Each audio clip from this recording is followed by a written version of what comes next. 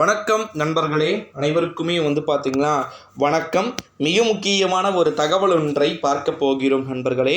தகவலை பார்ப்பதற்கு முன்பு நம்முடைய சேனலுக்கு நீங்கள் கட்டாயமாக பார்த்தீங்கன்னா புதிய பார்வையாளர்களாக இருப்பதற்கான வாய்ப்புகளும் சாத்தியக்கூறுகளும் பார்த்தீங்கன்னா இருக்கிறது.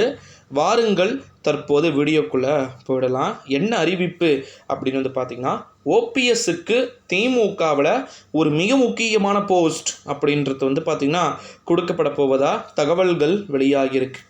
தலைவரே ரொம்பவே பார்த்தீங்கன்னா மோசமாக போயிட்டுருக்கு. அதாவது எடப்பாடி பழனிசாமியோட பார்த்தீங்கன்னா சொல்லப்பட்ட வார்த்தைகள் இது. என்னப்பா என்ன ஆச்சு, என்ன காலையிலே ஒரே பரபரப்பாக இருக்கீங்க அப்படின்னு சொல்லிட்டு எடப்பாடி பழனிசாமி அவர்கள் கேட்க, எல்லாம் போச்சு தலைவரே, ஓபிஎஸ்க்கு எப்படி போனாலுமே பார்த்தீங்கன்னா கேட்டு லாக் ஆகிற மாதிரி தெரியல. ஏன்பா என்னப்பா ஆச்சு, என்ன சொல்கிறீங்க அப்படின்னு கேட்டிங்கன்னா, ஆமாம், குறிப்பாக பார்த்தீங்கன்னா ஓபிஎஸ்க்கு திமுகவில் புதிய பதவி தரப்போகிறாங்களாம் அப்படின்னு சொல்லிட்டு அண்ணா அறிவாலய வட்டாரங்கள்லாம் கிசுகிசுக்கிட்டு இருக்காங்க. அதை விடுங்கப்பா, அது ஒன்றும் பிரச்சனை கிடையாது, அது நம்ம நினைக்கிற மாதிரி தான் நடந்துக்கிட்டு இருக்கு அப்படின்னு சொல்லிட்டு சொல்ல, ஐயோ தலைவரே, நீங்கள் இப்படியே இங்கேயே பேசிக்கிட்டு இருக்க வேண்டியது தான்.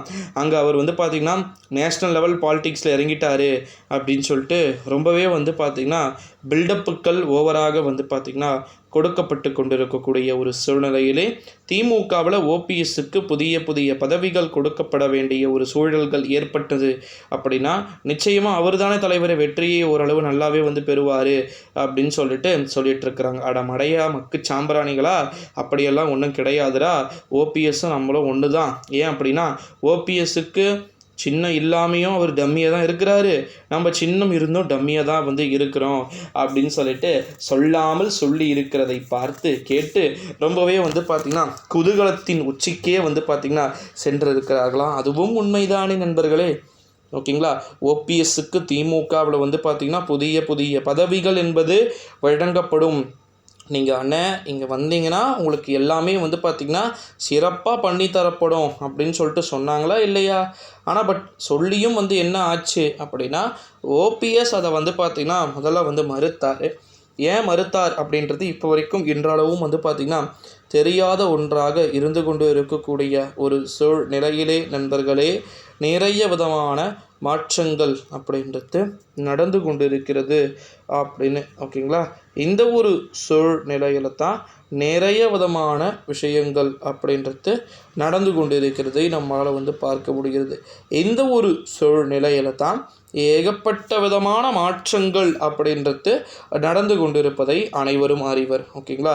ஸோ ஒருவேளை ஓகேங்களா ஓ பன்னீர்செல்வத்திற்கு ஏகப்பட்ட விதமான மாற்றங்களும் விஷயங்களும் நடக்குகின்ற ஒரு சூழ்நிலையிலே மிக முக்கியமான பதவிகள் கொடுக்கப்படுமா என்பதை காலமே பார்த்திங்கன்னா தீர்மானிக்கும்.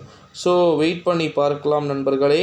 2024 ஆண்டு நாடாளுமன்றத்துடைய தேர்தல் அப்படின்றது எப்பேற்பட்ட நிகழ்வுகளை நோக்கிய நகர்வாக இருக்க போகிறது, எந்த மாதிரியான தொடர்புகள் கிடைக்க போகிறது அப்படின்றத நம்ம வெயிட் பண்ணி தான் பார்க்கணும்.